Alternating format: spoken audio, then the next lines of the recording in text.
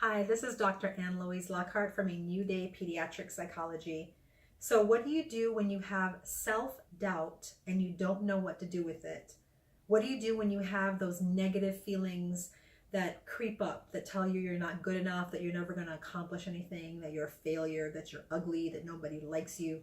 When your thoughts come and they're intrusive, they invade in your whole thought process. So what you do is you notice it. You try to determine where it's coming from, and then you look for proof. You also want to look for things that challenge it and look for proof that challenges and goes against those thoughts. Those are attacks. Those are things that maybe something has happened that triggered an event from your past. So it's really important that you take those thoughts and you challenge them. You boss them back. You tell them that they have no place. And even if at one point it was true, even if at one point, yeah, you did fail, it doesn't mean you're a failure. Even if at one point people rejected you in a social situation, it doesn't mean no one likes you.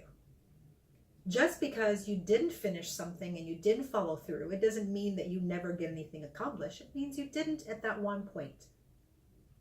Don't describe yourself using labels like lazy and worthless and no good, even if that's what's been told to you. It is not true, and they are lies.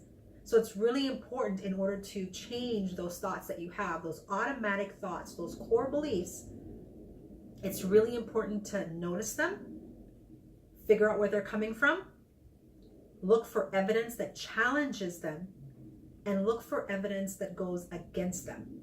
What is the real truth? What are the true beliefs that you need to have in your mind that you need to focus on instead?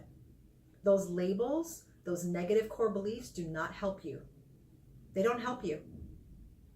So what helps you instead is to challenge it and do something different. So what if you have to lose some weight? So what if maybe you're not as attractive as someone else that you hang out with? So what if maybe you didn't get an A on that test you studied for and you didn't accomplish the thing you wanted to do? So what? There's always another time. There's always a different choice you can make. There's always a different mindset you can have.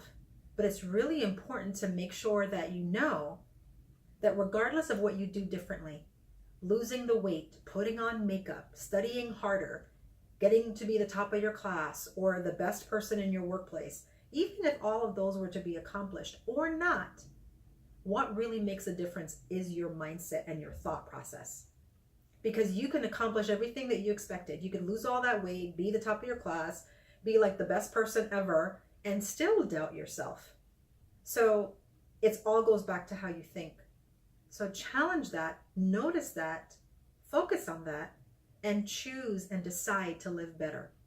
I can't begin to tell you that when I've met with people, their life was in shambles. Things were just not where they wanted it to be. And a few weeks later, they're like a completely different person, brighter, different mindset, more positive and optimistic about life. And the life circumstances didn't change at all. But their mindset and their focus and their thought process, that is what changed. So things cannot change in your life and be exactly the same. But if you think differently about it, it's amazing how your life starts to change. Because then you start to look for proof that proves the better stuff than the worst stuff. So thanks for tuning in, and I wish you the best. Know that all change starts with your mind and your thoughts. When you can get a hold of that and you can grab a hold of that like fully, I think you'll be surprised how much better you'll feel, behave, act, do, and accomplish. Thanks for tuning in.